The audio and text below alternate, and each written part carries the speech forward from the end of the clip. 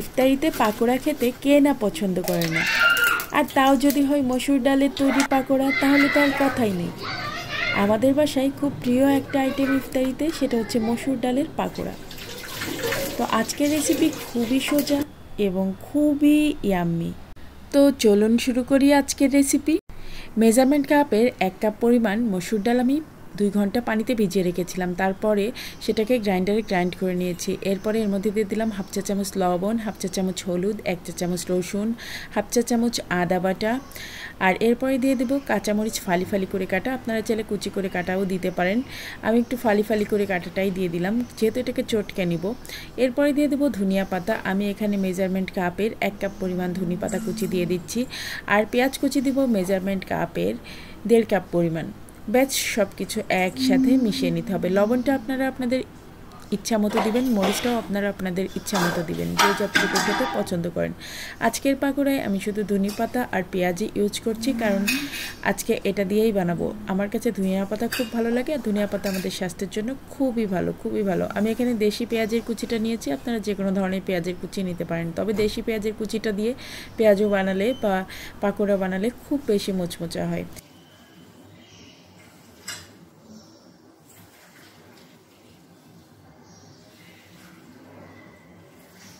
আমি যে পরিমাণ ডালের পেস্ট নিয়েছি তার থেকেও বেশি কিন্তু ধনিয়া পাতা আর পেঁয়াজ নিয়েছি। যেমন ধনিয়া পাতা মেজারমেন্ট কাপের 1 কাপ পরিমাণ, আর পেঁয়াজ মেজারমেন্ট কাপের 1.5 কাপ পরিমাণ। এখন সব কিছু চটকে চটকে আমি মাখিয়ে নিচ্ছি।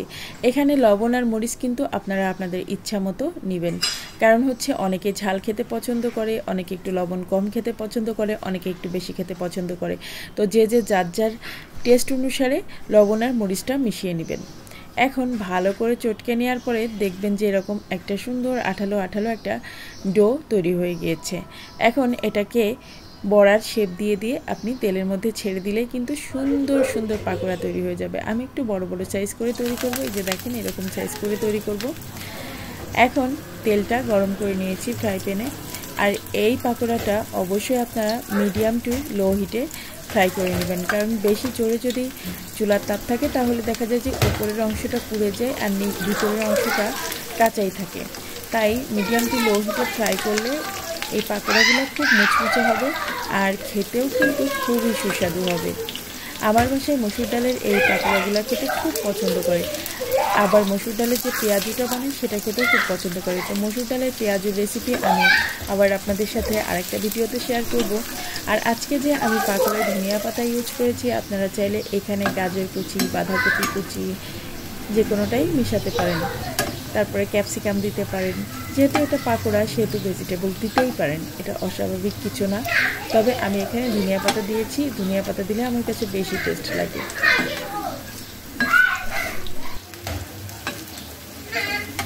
অনেকেই পেঁয়াজু বা পাকোড়া বেসন দিয়ে বানিয়ে থাকে বা খেসারির ডাল দিয়ে বানিয়ে থাকে। তবে বিশ্বাস করেন, খেসারির ডাল কিন্তু আমাদের স্বাস্থ্যের জন্য অতটা বেশি উপকারী না।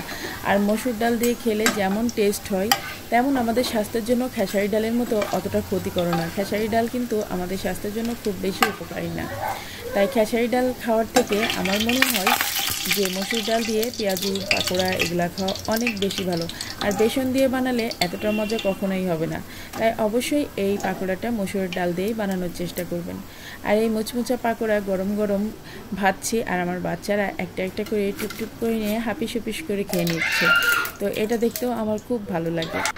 আমি ইফতারি যখন বানাই তখন বানানোর সময় আমার বাচ্চারা যে মজা করে খায়, এটা দেখতে আমার খুব ভালো লাগে। গরম গরম ভাজি খাবারগুলা খুব বেশি ভালো লাগে, আর আমার বাচ্চারাও খুব বেশি মজা করে খেয়ে নেয়। তো বাচ্চাদের এই খুশিটা আমার খুব ভালো লাগে।